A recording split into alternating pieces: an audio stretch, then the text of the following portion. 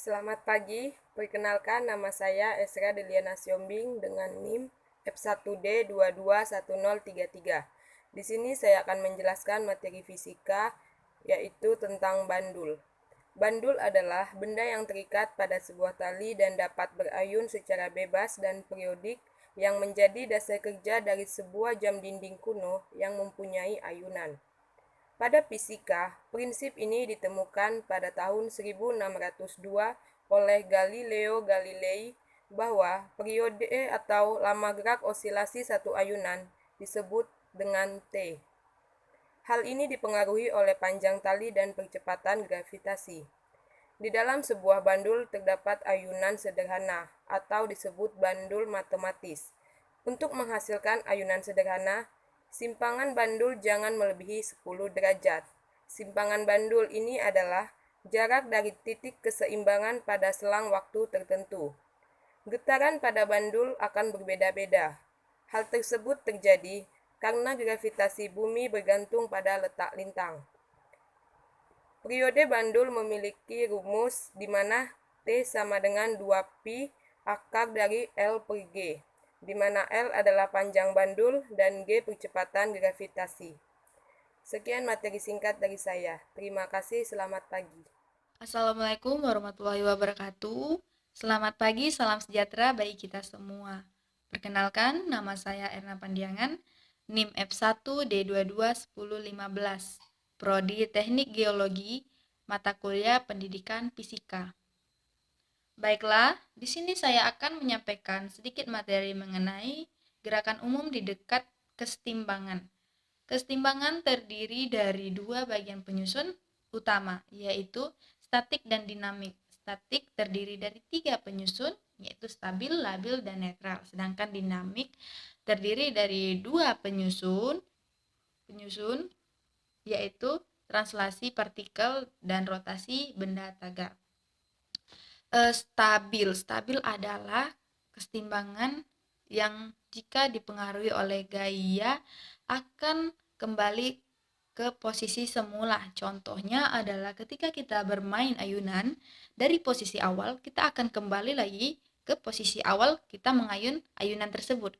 Yang kemudian kedua adalah labil. Labil adalah gerakan kesetimbangan yang dipengaruhi oleh gaya tidak akan kembali ke posisi semula. Contohnya apa? Contohnya ketika kita melempar bola dari atas ke bawah, bola tersebut akan memantul dan tidak akan kembali ke posisi kita pantulkan tersebut. Lalu yang ketiga, gerakan kesetimbangan netral. Netral yaitu kesetimbangan yang terjadi jika diberi oleh gaya dan tidak akan dapat kembali ke posisi semula, namun tidak kehilangan titik berat benda. Contohnya bola yang kita lempar ke depan. Kemudian stat dinamis. Bagian dari dinamis ini adalah satu translasi. Translasi adalah benda yang bergantung dalam posisi diam. Contohnya adalah LCD. Kemudian rotasi benda tagar adalah gerakan yang diberikan oleh gaya atau torsi sehingga tidak dapat merubah arah benda tersebut. Baiklah, mungkin hanya itu yang dapat saya sampaikan pada pagi hari ini. Terima kasih untuk partisipannya. Saya akhiri. Wassalamualaikum warahmatullahi wabarakatuh. Selamat pagi dan sampai jumpa kembali. Terima kasih. Sistem osilasi teredam. Bergetar atau peristiwa getaran bolak-balik di sekitar daerah keseimbangan merupakan gejala fisis yang terjadi di kebanyakan sistem fisis. Ada banyak sekali getaran yang terjadi di alam. Misal getaran pada bandul yang diayunkan ataupun pegas yang bergetar. Namun pada kali ini akan ditinjau yakni getaran teredam. Getaran teredam sendiri merupakan getaran yang secara nyata ada karena di alam ini kebanyakan getaran suatu benda itu teredam alias akan berhenti pada waktu tertentu. Getaran teredam pada awalnya setelah getaran harmonik sederhana di mana total energi yang dihasilkan konstan dan perubahan simpangan berupa kurva sinusoidal untuk waktu tak hingga. Namun pada kenyataannya terdapat energi yang terbuang akibat hambatan atau kekentalan. Misal, sebuah bandul yang diayunkan maka lama-kelamaan akan berhenti akibat energi yang hilang. Karena adanya energi yang hilang dalam geraknya berarti bahwa adanya gaya lain yang aktif yang sebanding dengan kecepatannya. Adanya gaya pergeseran pada sistem sehingga menyebabkan persamaan hukum 2 Newton menjadi di mana R merupakan konstanta kesebandingan dengan kecepatan m, r, dan s merupakan nilai yang konstanta. Ada 3 kemungkinan yang dapat terjadi dari solusi akar persamaan di atas, yaitu y kuadrat lebih kecil dari 4w0 kuadrat untuk redaman kecil. 2. Y kuadrat lebih besar dari 4w0 kuadrat untuk redaman besar. Yang ketiga, y2 sama dengan 4w0 kuadrat untuk redaman kritis. Assalamualaikum warahmatullahi wabarakatuh. Perkenalkan, nama saya Fadil Musyafa. Saya dari Prodi Teknik Geologi kelas A dengan NIM F1D22109. Di sini saya akan menjelaskan materi tentang osilasi terpaksa. Osilasi terjadi bila sebuah sistem diganggu dari posisi kesetimbangannya. Karakteristik gerak osilasi yang paling dikenal adalah gerak tersebut bersifat periodik, yaitu berulang-ulang.